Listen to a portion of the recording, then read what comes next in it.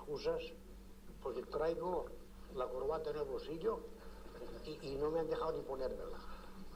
Tienes que perdonar.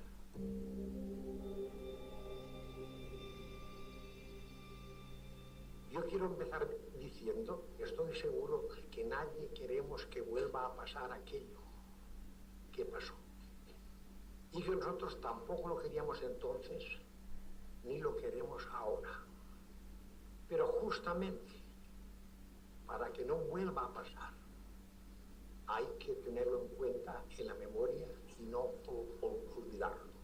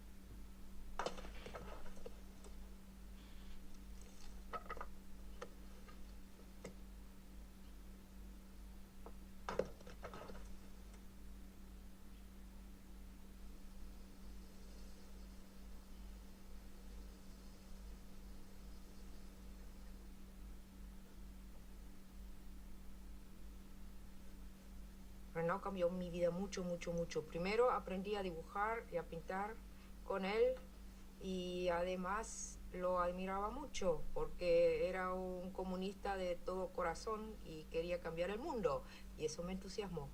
A Renaud lo conocí de la siguiente manera. En la casa de Renaud ya había un grupo de chicos, 2 chicos eran, que ya dibujaban los sábados y me dicen, si quieres aprender a dibujar, vente los sábados donde Renaud. Y entonces un sábado me fui ahí y Renaud enseguida empezó a contarme cosas y Renaud era seductor.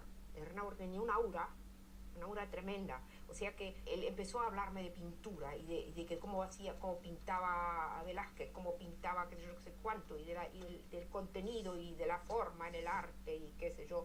Empezó a abrir el mundo del arte, lo que todos los demás profesores ni hablar, ¿no? Me fui a vivir a la casa así enseguidita, porque yo estaba entusiasmada con Renaud, para mí era el mundo del arte completo. Y verdad, me dio un cuarto al lado de la biblioteca de Renaud. Vivir en ese mundo era un paraíso, porque estaba todo lleno de imágenes y cada cosa te abría la fantasía, no sé cómo decírtelo.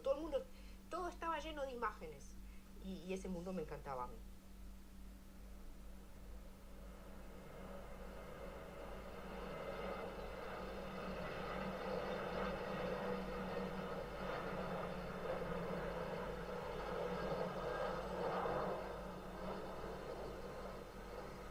Naja, Renaud lief fast immer im Schlafanzug zu Hause rum oder im Morgenmantel. Und er war so ein ganz so asketischer Mensch, dass man sich manchmal gefragt hat, wie verkraftet sein Organismus das, ja? Also Mokka und Zigaretten. Davon konnte er den ganzen Tag leben und ja, einen starken Kaffee und Wodka.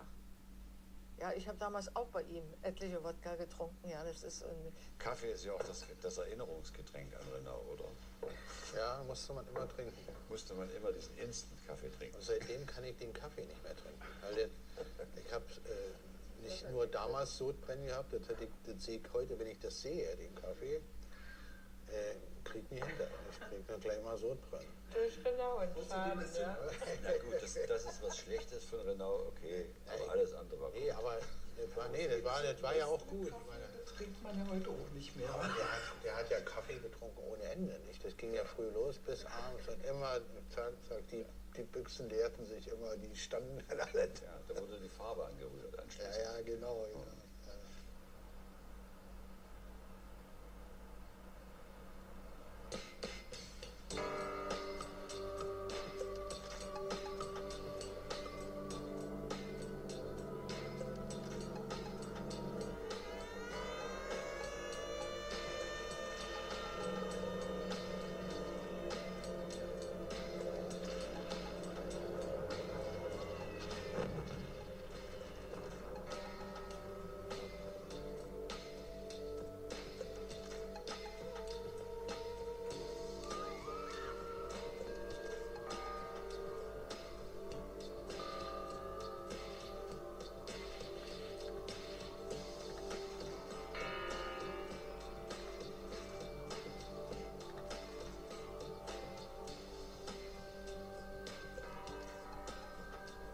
Renaud fue uno de los mayores intelectuales de la década de los años 30 en este país. Si te fijas, Renaud hizo collages, fotomontajes, carteles, etcétera, etcétera, pero hizo innovaciones técnicas muy importantes. Por ejemplo, la utilización de las anilinas fue un elemento fundamental para darle mayor fuerza, potencia, claridad a la obra. Pero fue una persona que escribió libros como La teoría social del cartel publicitario en los años 30, realmente significativos. Pero es que además fue director general de Bellas Artes, que encargó a Picasso que hiciera el Guernica para el pabellón español de la Feria de París. Fue el que se encargó de poner a salvo los tesoros del Museo del Prado. ¿Qué quiere decir con ello? Que estudiar a Renaud es estudiar múltiples facetas que no son autónomas, sino que se van complementando como un gran puzzle, y lo que nos dan es una persona de primer rango, una intelectual, una persona que puso su arte, su vida, sus conocimientos al servicio de una causa, la que él creía que era más justa, la causa de la República, la causa de los trabajadores, la causa por un arte que no estuviera alejado ni muchísimo menos de las necesidades sociales, políticas y culturales de España.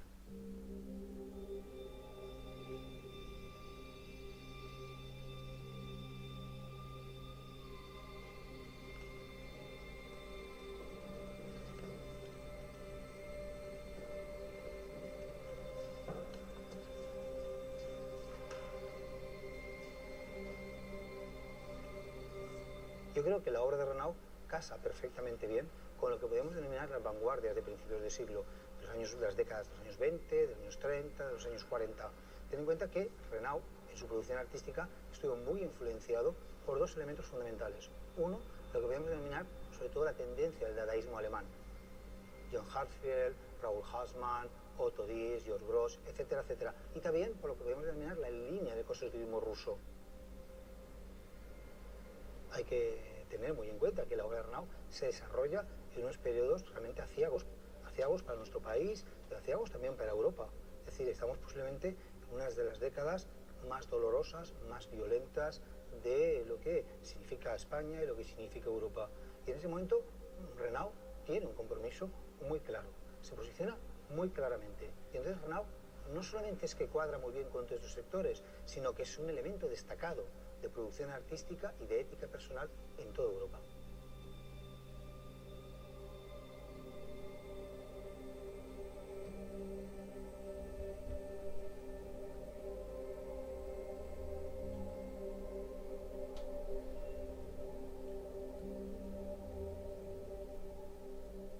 Yo creo que Renaud tiene mucha vigencia precisamente porque ya esto del arte por el arte pues sigue existiendo, pero en definitiva el arte muchas veces tiene un componente subversivo.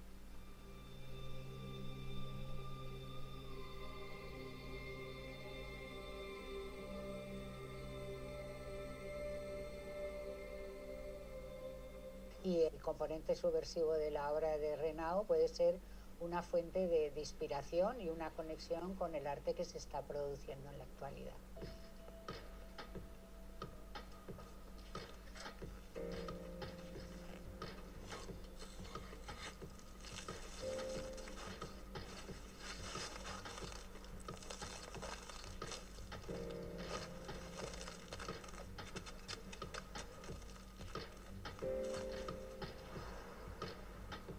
Si pudiera ahora mismo preguntarle a Josep Renaud, primero me gustaría tener una conversación, no solamente hacer una pregunta y que lanzara una respuesta, pero si pudiera tener una conversación con él, supongo que sería en qué momento decidió tomar partido.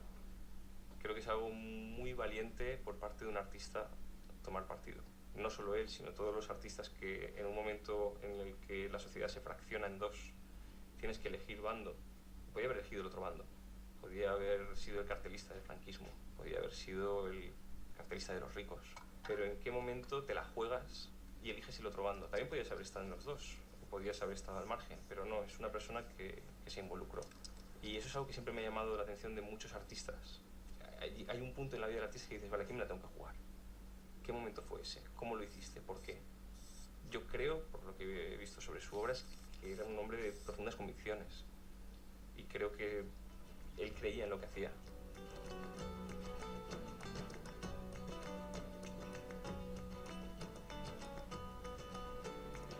Josep Renau nació en 1907 en una céntrica casa de la ciudad de Valencia.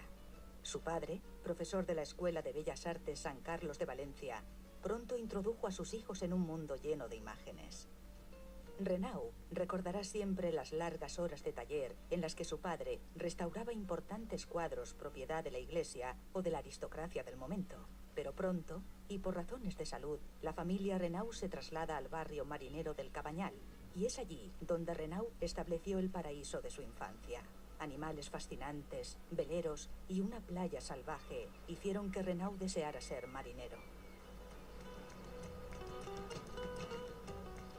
Pero entre mástiles y caballetes, el destino de Renau parecía decidido de antemano.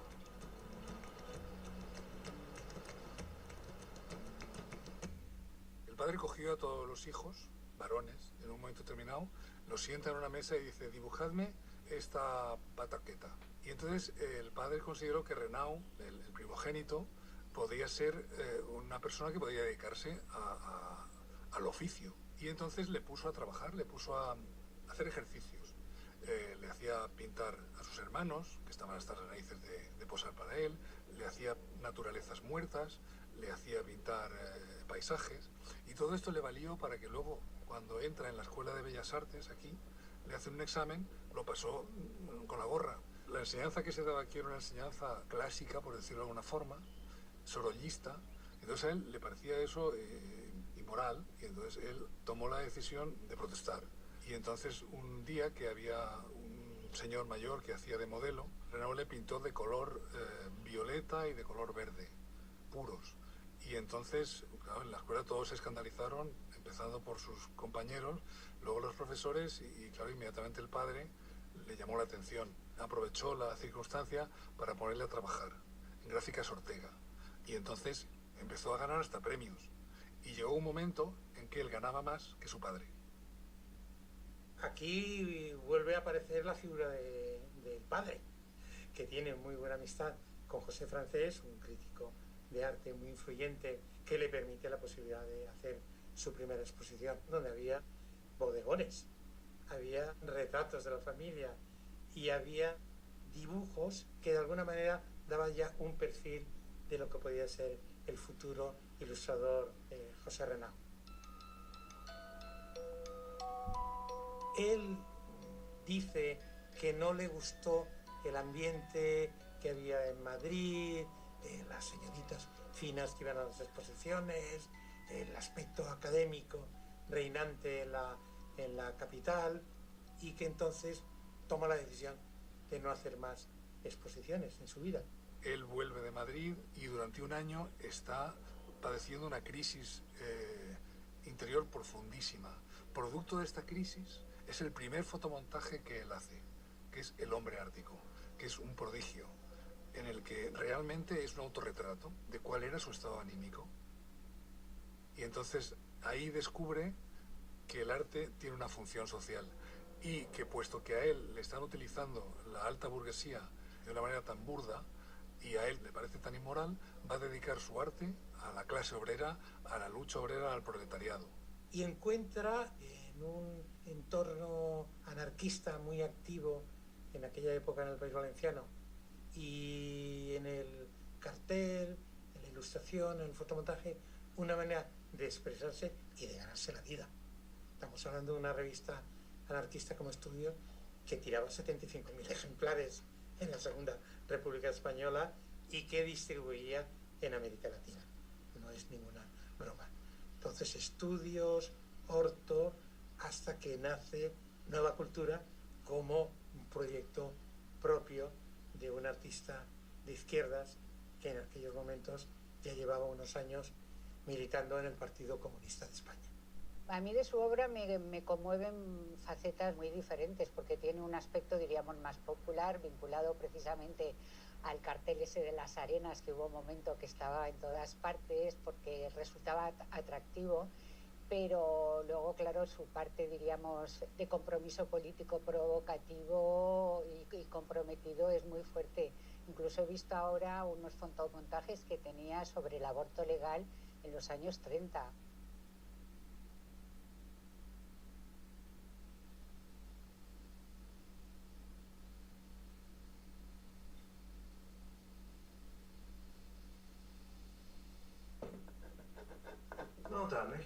bisschen Kaffeeverstärkung.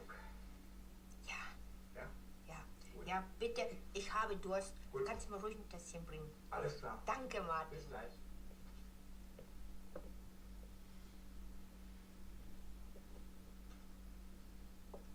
Renaud quería cambiar el mundo y hay mucha gente que tiene poder que no quiere cambiar el mundo. Todo lo contrario.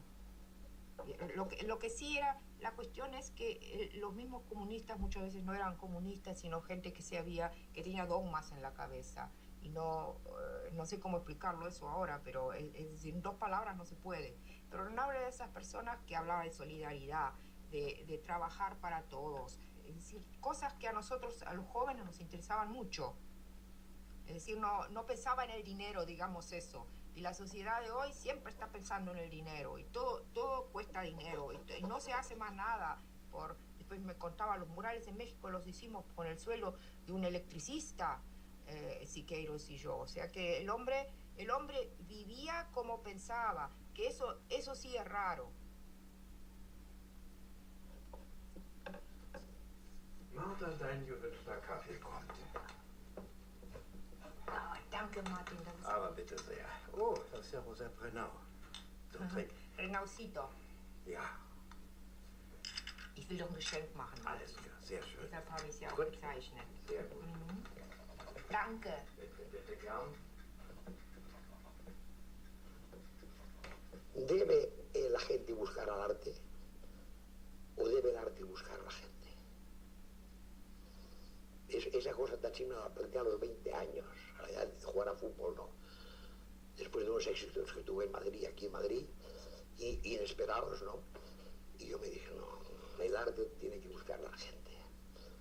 Y cuando la gente buscaba el arte, estaba en la calle, en México azteca, en Egipto, en la Italia renacentista, no se llamaba arte. Estaba integrado en la vida. Una escultura, era igual que un árbol, que un edificio, y la gente no le daba categoría de arte. Y vivía dentro de un ambiente artístico. Hoy es cuando hablamos de arte, cuando el arte no está en la calle, está encerrado.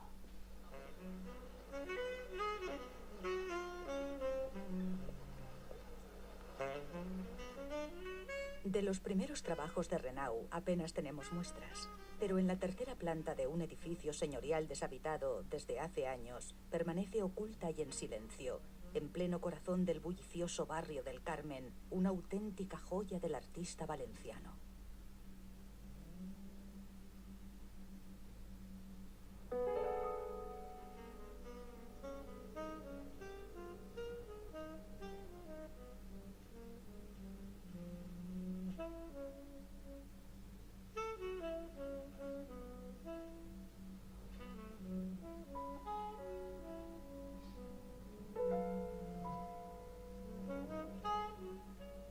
Muchos de los murales de Renaud ya han desaparecido.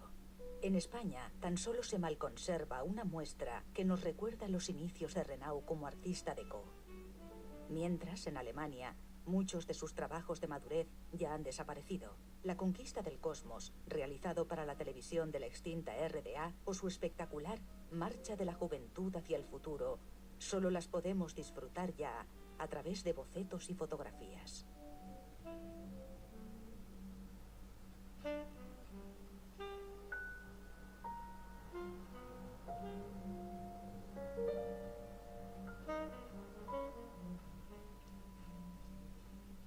Conservo muchos recuerdos de Renaud, como por ejemplo dibujos, libros, cintas magnetofónicas.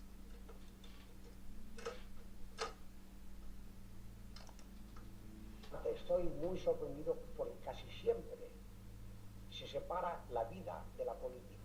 De muy joven aprendí, casi un adolescente, que la vida y la política están estrechamente imbricadas, no se pueden separar la una de la otra. Y esta es la gran falla de los críticos, de los eruditos y los historiadores de arte, que separan estos dos conceptos. Por eso, justamente por eso, es muy fácil a los demagogos, a los reaccionarios, hablar de arte político en un sentido peyorativo, reduciéndolo a una categoría de agitprop, cuando para mí, para mi experiencia, todo arte es político.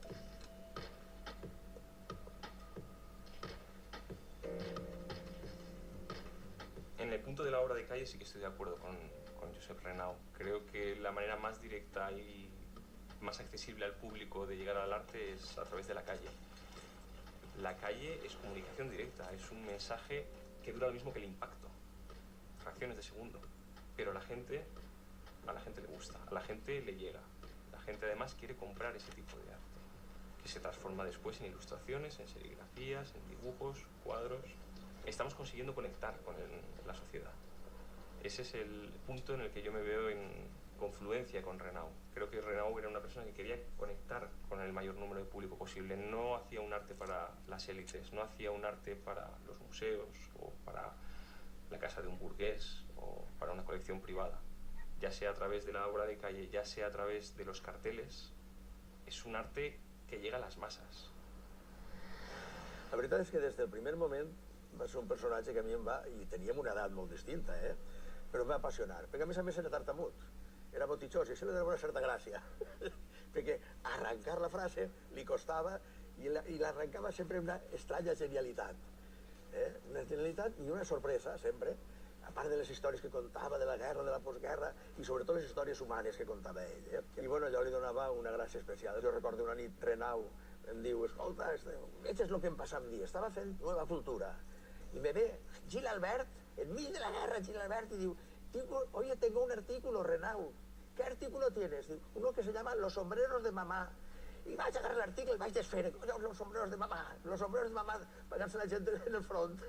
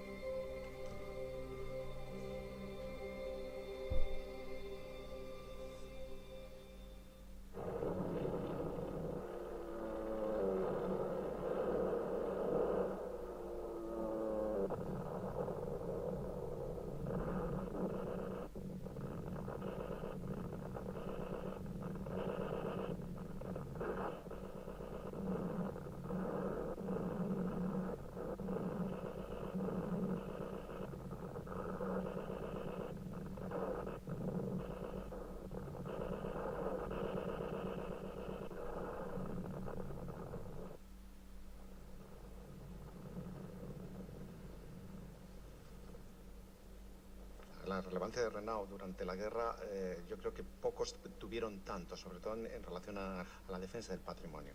Eso está en manos de la Dirección General de Bellas Artes y él lo nombran director general de Bellas Artes en septiembre, a comienzos, es el 9 de septiembre exactamente, del año 36. Él va a ser además el que tenga una medida estrella, que va a ser la evacuación del patrimonio para quitarlo de los sitios de conflicto, y él va a decidir la evacuación de todo el tesoro artístico a Valencia, que no solamente el Museo del Prado, que lo es también la Biblioteca Nacional, el Escorial, la Catedral de Toledo, la de Teruel, etcétera, todos los sitios de conflicto de la zona leal a la República. De hecho, cuando se llega a Valencia y van a estar las obras, se acondicionan las torres de Serrano en el Colegio del Patriarca, bueno, pues es con aire acondicionado, con unas condiciones que en ningún momento tenían, casi ni en el Prado ni en otros sitios.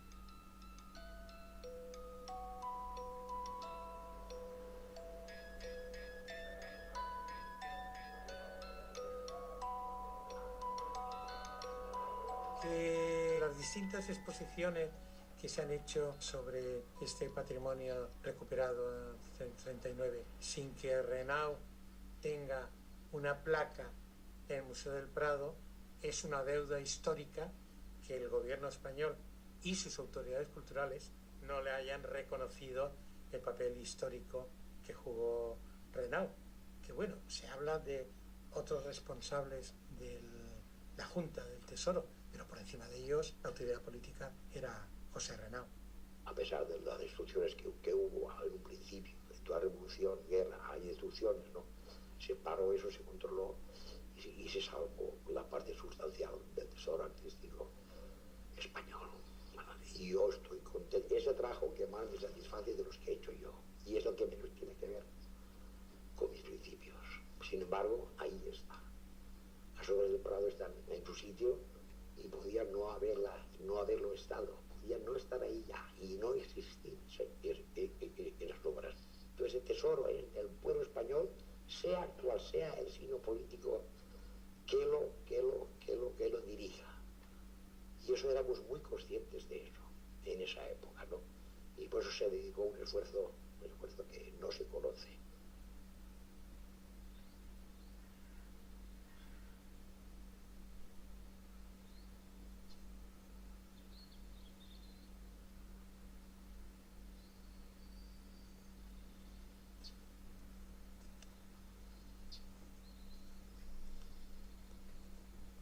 Me contó la historia de que en Barcelona estaba trabajando en su taller y vino el hermano con un camión y le dice, vente que están los fascistas en la frontera de la ciudad, de Barcelona.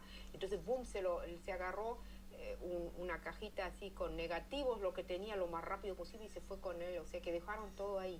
Por eso se destruyeron tantos trabajos de Renaud. Y el hermano lo metió en su camión y se fueron para Francia. O sea que así se salvó por un momento, si no a lo mejor lo hubieran colgado porque lo condenaron a muerte.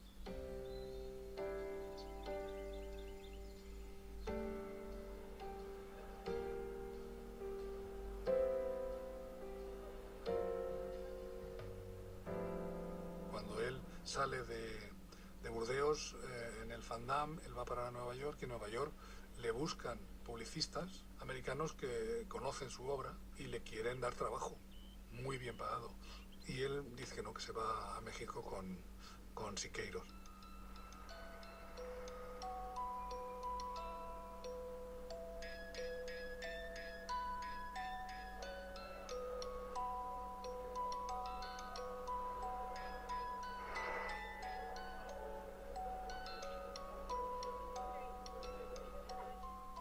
Él llega a un país de los 3 más grandes muralistas de América Latina, Siqueiros, Orozco y Rivera. Eso habría muchas perspectivas. Siqueiros quiere formar 2 grandes equipos, por un lado uno de españoles y otro de mexicanos, y entonces le invita a participar en el proyecto del retrato de la burguesía. Ahí se va a encargar Renaud de todo el tema de la iconografía, de los temas que se van a hacer, de lo que se va a hablar. Y el resultado, de hecho, del retrato de la burguesía es el mural más europeo de los que uno se encuentra en México, con mucho. El retrato de la burguesía es un tema muy actual, hablando casi de la guerra y de lo que está ocurriendo en ese momento y mucho de la experiencia española.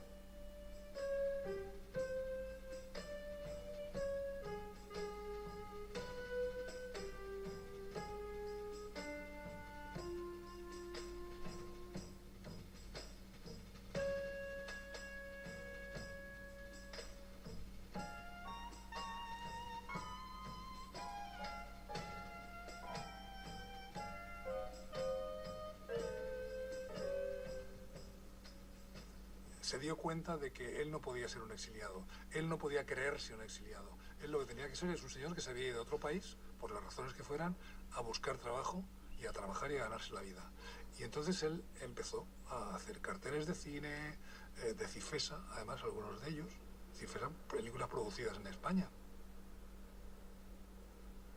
Realmente el trabajo de Renaud entre el 39 y el 58 como cartelista de cine hay que considerarlo un trabajo de supervivencia.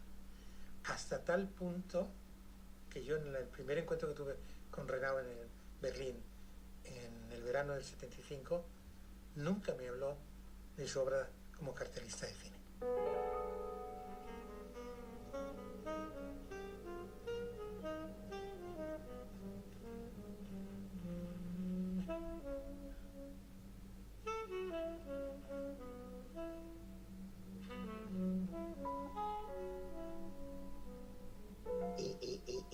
Y el fotomontaje es el único medio visual que puede expresar el absurdo, la paradoja de hoy. Que nuestro mundo es paradójico y es contradictorio, y es un mundo que no se puede expresar con los medios clásicos, ¿no? un reflejo a través de un temperamento crítico, de un hombre que analiza y que pone juntas cosas que la verdad no están nunca juntas. Por ejemplo, un témpano de Groenlandia y los negritos desnudos del Congo juntos, la gente se constipa de ver fotomontaje, porque es absurdo eso, ¿no? Eso transportado a un complejo de categorías políticas, eso es explosivo.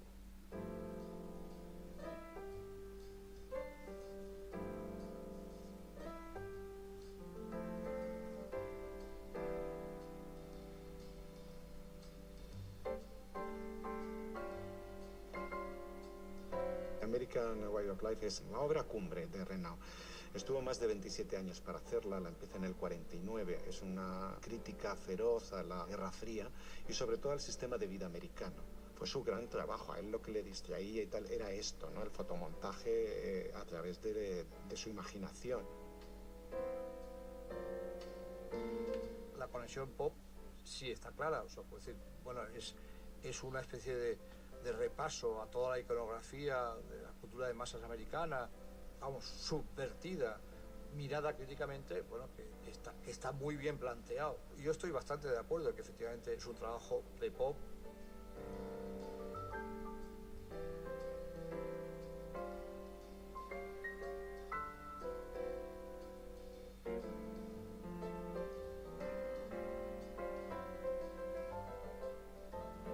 Es una ficción publicitaria, el American Way of Life.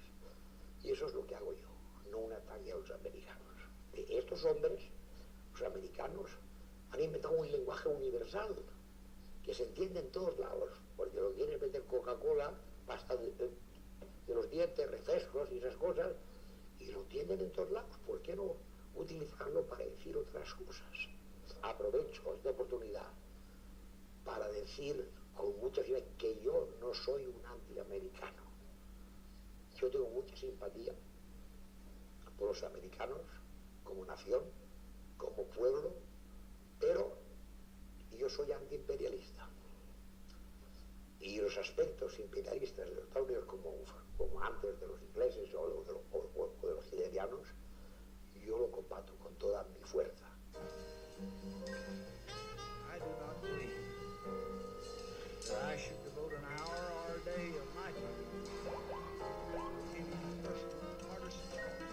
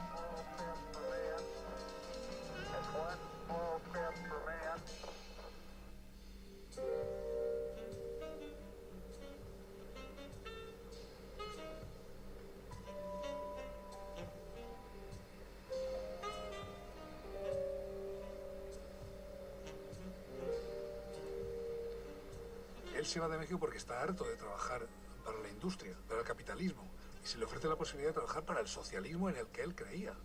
No un socialismo perfecto porque él era consciente de dónde se metía, sino el socialismo real, Y por lo tanto, él se va allí y se pone a trabajar para el socialismo con todas las de la ley.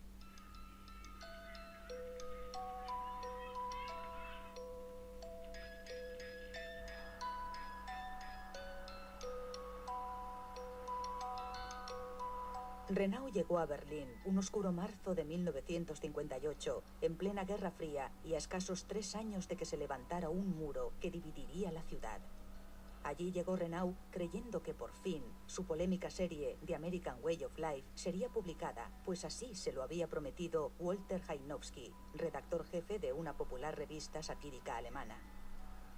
Renau dejó atrás el cálido México y se instaló en un caserón a escasos metros de una fábrica de electricidad que provocaba una neblina de hollín que inundaba todo el barrio.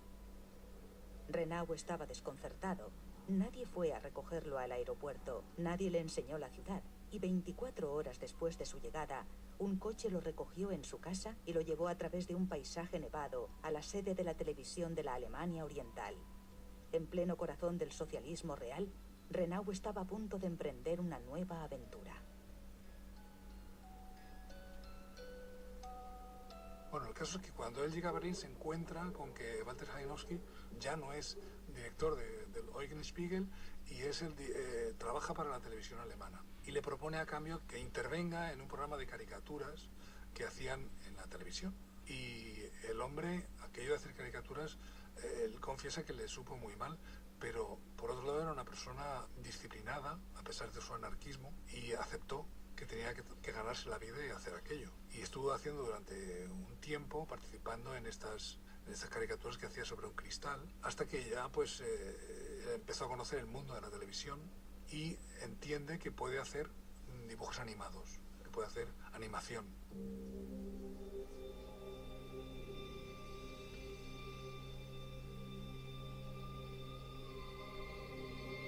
La animación que se puede encontrar un paralelo en la de Disney, pero es exactamente lo opuesto a Disney. Disney que habla del capitalismo, de todos los valores de la sociedad burguesa, y entonces él lo que hace es hacer lo mismo sin edulcorar las imágenes, haciendo imágenes impactantes, como son las suyas.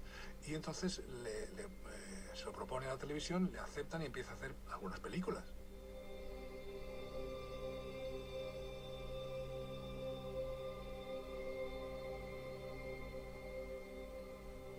Renau estaba feliz de estar en el socialismo porque veía que había más, porque los murales que hizo aquí no los hubiera podido haber hecho. Quizás en México en el tiempo en que era el movimiento ese grande del muralismo, pero ese ya se había ido al no sé qué. Y entonces estaba muy contento de estar, porque aquí sí se interesaba por la pintura mural, porque tenía la pintura mural, eso se sabe, tiene mucha más influencia que la pintura de caballete, que está hecha para colgar en un cuarto de alguna persona, y por lo general de alguna persona con dinero, porque otro no se lo puede comprar. Ese es el mercado de arte, y Renau era enemigo del mercado de arte y lo ha sido toda la vida, y nunca ha vendido un cuadro, siempre los ha regalado todos, y por eso estaba tan contento con lo que hacía de murales. Y es que la pintura mural al exterior, he encontrado ahí el público ideal que yo he buscado siempre. Es la forma de la pintura de todas, la más democrática, porque se dirige a un público indeterminado, es decir, absoluto. En la calle no hay ya jerarquías, ni hay ya clases, ni hay nada. Es la gente que circula por la calle. Tanto el ama de casa, el niño, el sacerdote, el militar, el profesor, el analfabeto, y todos ven, quieran o no, una gran pintura mural situada en un sitio estratégico de una ciudad, de un barrio populoso, etc. Ich habe immer gedacht, Renau ist wie ein Vulkan. Er kommt aus Mexiko, er kommt von dieser interessanten Erfahrung des Muralismo Mexicano, aus der Zusammenarbeit mit Siqueiros, und er ist auch ein Mann des Südens. Er war voller Farben, also wirklich lodernde Farben, und er kam in die DDR, da gab es einen gesellschaftlichen Auftraggeber für Kunst. Das war eine große Chance für ihn und es begeisterte ihn auch, aber gleichzeitig war dieser Comitente Social, dieser Auftraggeber war er war kleingeistig, er war zögerlich, er war ängstlich. Ja, also es gibt dieses schöne, ich muss das Ihnen mal nachher mal zeigen, dieses Wandbild, das erste, was er gemacht hat, oder die ersten beiden, die er gemacht hat für Halle Neustadt. Das sind so zwei, so ganz vertikale. Haben Sie die mal gesehen? Wandbilder. Und ich finde die heute schrecklich, oder was er dann hat machen müssen. Aber er hatte ursprünglich konzipiert, ein Wandbild sollte darstellen die La Naturaleza, also nur die Naturerscheinungen, die Gewalt der Natur, ohne den Menschen. Aber man hat es nicht akzeptiert. Die Leute, seine Auftraggeber da war keine Ideologie drin, und die haben mit ihm geredet, und das war dann der große Konflikt des Künstlers Renau in der DDR.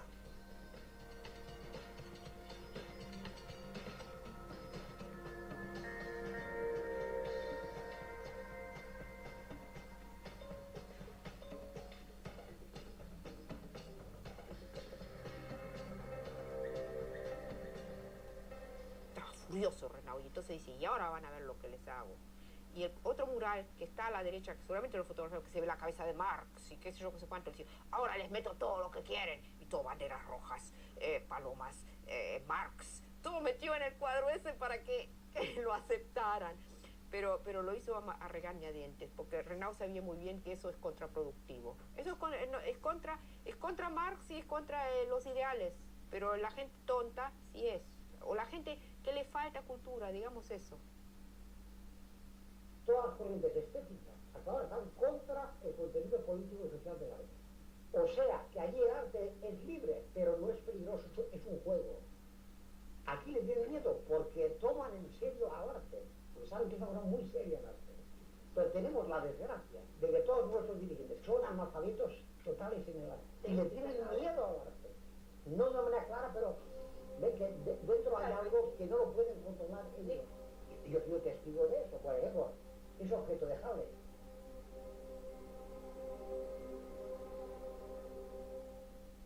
Er war ein Beflügler und Inspirator. Ja? Also das war eigentlich das Großartigste an ihm. Er hat junge Menschen für so ungeahnt wichtige Dinge geöffnet. Er hatte auch immer dieses Sendungsbewusstsein. Ich muss den jungen Leuten, muss ich was übermitteln. Auch von den Erfahrungen, die ich in meinem Leben gemacht habe, muss ich ihnen was vermitteln. Renau utilizaba a todas las chicas, así como me utilizaba a mí, para todo tipo de trabajos, es decir, para fotografiar. Es decir, como aquí en Alemania uno no tenía complejos. Yo me imagino que en ese tiempo en España eso no hubiera sido posible, que andaban las chicas desnuditas por el jardín o cosas por el estilo. Eso aquí era, nadie lo tomaba muy en serio. Claro, uno de los vecinos un día me dice, Marta, qué lindo que estaba en el jardín el otro día, porque estábamos todos dibujando un modelo desnudo en el jardín, y yo me puse a trabajar en el jardín, y vino mi mujer y me dijo que fuera a trabajar en el sótano. A pesar de su avanzada edad y de los numerosos reveses de la vida, Renau conservaba la suficiente vitalidad como para encarar nuevos desafíos. Y por fin, en la Bienal de Venecia de 1976, Renau pudo exhibir su serie maldita The American Way of Life, cosechando un enorme éxito. Desde ese momento, Renau, el viejo artista exiliado, comienza a recibir ofertas que pretenden su vuelta a España, a su Valencia natal. Renau, seducido por la oportunidad de vivir sus últimos años junto al mar de su infancia, realiza numerosas visitas a la ciudad con la intención de continuar allí su trabajo iniciado en Berlín. Renau, quan va tornar, va fer prou amistat en Fuster. Per exemple, en Casa Fuster és on es va crear la Fundació Renau, per insistència de Fuster. Jo volia que l'obra de Renau anara a l'IBAM. Al final ho vaig aconseguir.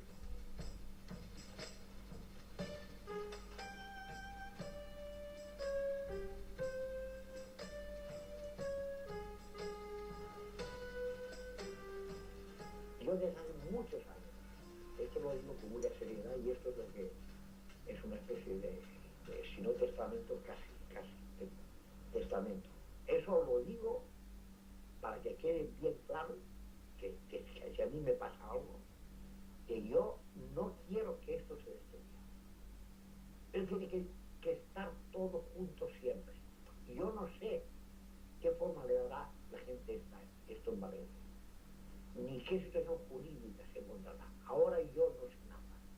Es una donación que hago yo a la ciudad de Valencia y yo no sé aún cómo, a qué, y nadie lo sabe. Yo ya lo he planteado, tampoco lo sabe, porque no quiero ningún museo, ninguna cosa. Quiero que está bien ligada al conjunto y que sea operativa. No quiero que regalarlo a un museo, que lo pongan allí en una sala, eso no tiene ningún sentido.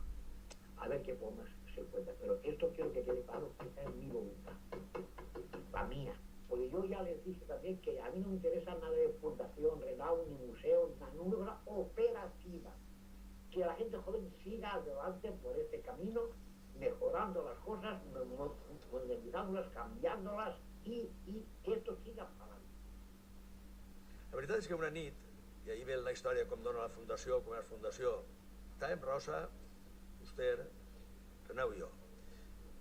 Havíem recollit molt fons ja de Renau, i tartamut com era, diu, Fuster, i és que estàvem allà, vull donar tota la meva obra al poble valencià. I Fuster diu, che, collons, Renau, explica'm què és això del poble valencià. Posa el poble valencià. La veritat és que a partir d'ahir vam fer una fundació que no posa ningú fill, i en tenia un grapat, ni la dona, ell sabria, o tots sabríem després per què, i bueno, vam fer la fundació en la qual li vam dir que sí que faríem unes coses que ell volia, que és que anara per les fàbriques. Ell tenia l'esquema encara mental de l'any 38 i 37, i doncs per les fàbriques ja intentarem. L'únic que va dir això, i a partir de la qual muntarem una fundació que mai ha tingut pràcticament cap ajut. Renau dia que els museus eren com els cementeris, d'acord, però jo li dic, i on van a parar les coses? Tu vols que estiguen en el menjador d'un senyor que té molts duros i que posa ahí les obres i que ja no les veig a ningú? Perquè si no és al museu o al menjador d'una persona o al saló de no sé qui, a on se posa?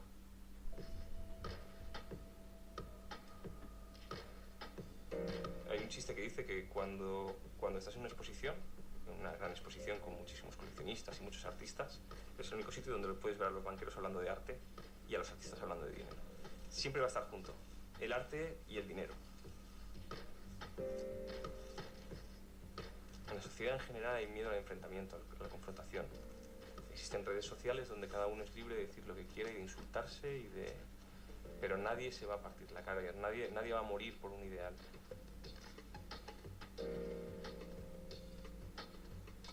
Nadie va a hacer la revolución a costa de qué, ojo.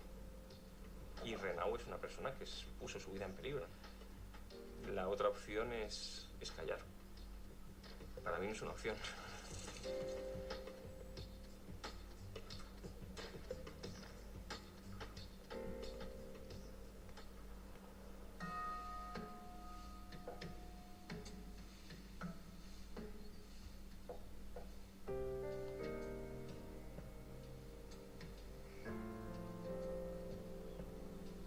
Dass er zweimal in seinem Leben einen totalen, also das, was er gewollt hat, die Welt, in der er lebte, einen totalen Zusammenbruch erlitten hat. Das erste Mal, als die Spanische Republik von Franco besiegt wurde und seine ganzen Bestrebungen,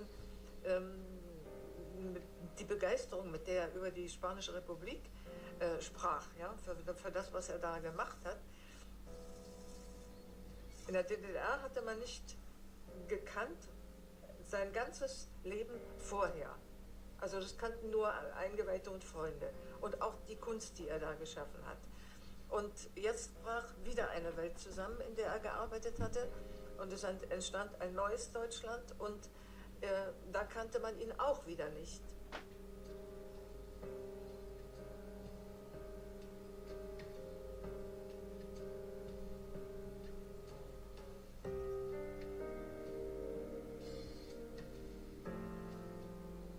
Va fer molta pena al final de Renau, personatge com Renau, que ve a València per entregar allò que sap i entrega tot el fons, a més, el que ha fet, i que així les autoritats ni tan sols arriba a donar-li un tros d'una habitació, da molta pena.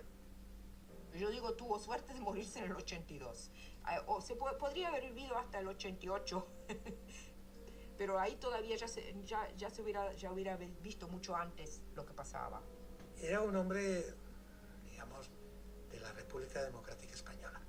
Yo diría que Renau era un anarcoestalinista de acero, de café, copa y puro. Eso en lo político. En lo profesional era un técnico muy cualificado y muy versátil.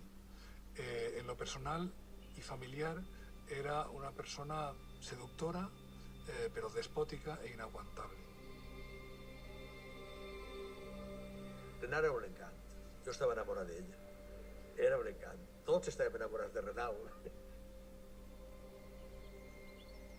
Yo no lo sé, ustedes dirán. Yo solo hago la mitad de la obra, la otra la hacen ustedes. Yo me libro de explicaciones porque en realidad no hay ninguna.